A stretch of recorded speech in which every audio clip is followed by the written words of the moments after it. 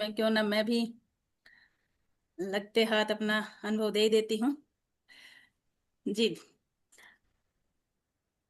जी भैया। तो भांजी है, मेरी भांजी है, सब जानते हैं, 19 से 18 19 साल की हो गई है। तो 12वीं क्लास उसने पास कर ली है, तो अब सेकंड ईयर में है।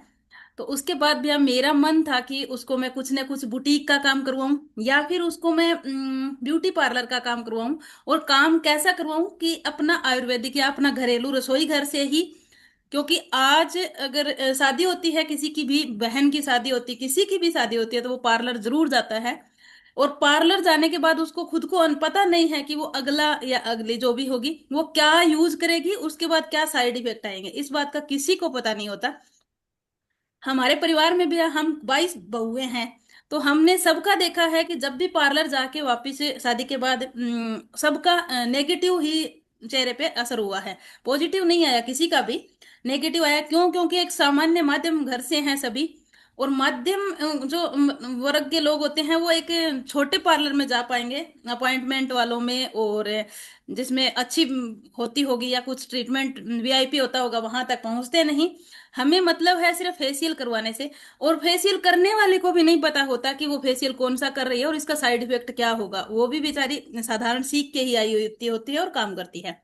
तो उसी उद्देश्य से भी मैंने भांजी को अभी सिरसा में है, उनका गांव सिरसा के पास है, तो मैंने पार्लर करने के लिए सीखने के लिए उनको भेजा। 3 महीने का कोर्स होता है, 6 महीने का होता है, 9 महीने का होता है, तो मैंने शुरुआत में उसको भेजा है। तो वहां पे भी उसने पहले दिन गई। पहले दिन जाके वहां औरतें बहनें हैं काफी, तो उसने देखते ही पहले नारी सुरक्षा का डेमो दिया। दूसरे दिन गई, 2 दिन हुआ जाते हुए, 2 दिन हुआ, वो बोलती नहीं है, मतलब शर्मीले टाइप की है। तो दूसरे दिन आके कहती है, मासी जी मैंने रिस्पॉन्स नहीं आया वहां पे। दूसरे दिन भैया गई, मैंने कहा ब्यूटी क्रीम लेके जाना। दूसरे दिन गई भैया, तो वो नहीं, ब्यूटी क्रीम उसके स्कूटी में थी, पर वो लेके नहीं गई बाहर, नहीं उसकी हिम्मत पड़ी। तीसरे दिन जब उसका आया नंबर कि फेशियल करना है, एक दूसरे को सिखाते सिखाते यहाँ तक आ जाती है कि फेशियल करना है, अगर आज तू फेशियल नहीं करवाएगी तो तेरे से कौन करवाएगा। तो उनका एक दूसरे से फेशियल करना होता है। तो उस टाइम वो भी आप फेस पैक और अपनी ब्यूटी क्रीम और अपना ब्यूटी ऑयल और एक गरम करके दूध को ठंडा करके वो साथ लेके गई। क्लेंजिंग मिल्क जिसको कहेंगे हम, या जिसको वो अपनी भाषा में कुछ और कहते होंगे वहां पे, वो लेके गई भैया। चेहरा परमात्मा की कृपा से भैया पहले से भी उसका एकदम क्लियर है, कुछ नहीं है, रंग साफ है ही। उसके बाद जब उसने कहा कि तेरा फेशियल होने के नंबर उसका खुद का आया, तो उसने कहा कि मैं फेशियल तो करवाऊंगी, पर मैं फेशियल मैं सामान लेके आई हूँ, मैं वो करवाऊंगी।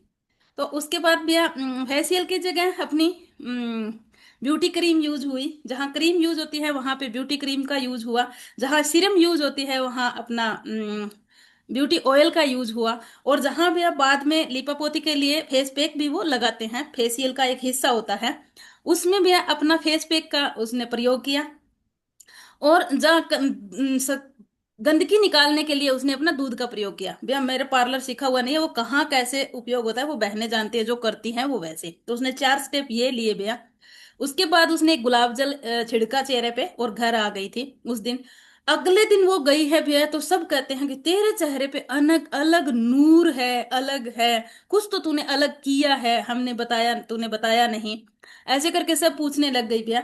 उसके बाद दूसरे दिन एक और बहन की सांवली स्किन थी, उसका फेशियल करने का नंबर आया। तो बहन, उस बच्ची ने, बेटी ने वही सब कुछ किया जो अपने खुद का किया था।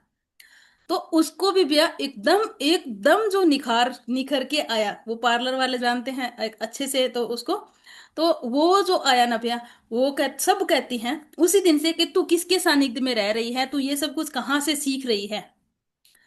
उसके बाद भैया जो नारी सुरक्षा का पेड गया है, जो भैया ब्यूटी क्रीम गई है, जो भैया हेयर ऑयल गया है, अब भैया शैम्पू का भी नंबर अपना आया है। और वो ब्यूटी पार्लर वाले सिखाने वाले भैया, वो भी बेसन में अपना ब्यूटी ऑयल डाल के मसाज करने के लिए राय दे रहे हैं। घर से बाहर, रसोई घर से बाहर आने के लिए बोल ही नहीं रहे भैया, 1% भी। वो कहते हैं कि इसी में सब कुछ है, अगर इतना साफ हो जाता है तो फिर और क्या चाहिए। आज भैया ये करते करते 32वां दिन है उसको, 32 दिन हो गए हैं।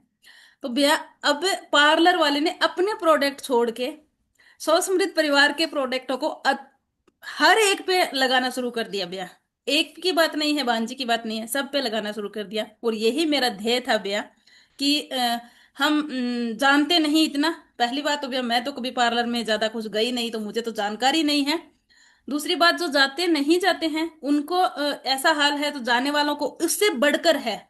वो सिर्फ एक मेरी कल भांजे से 1 घंटा बात हुई, तो उन्होंने बताया कि मासी जी यूज क्या क्या होता है, वो सारी चीजें उन्होंने मुझे समझाई थी।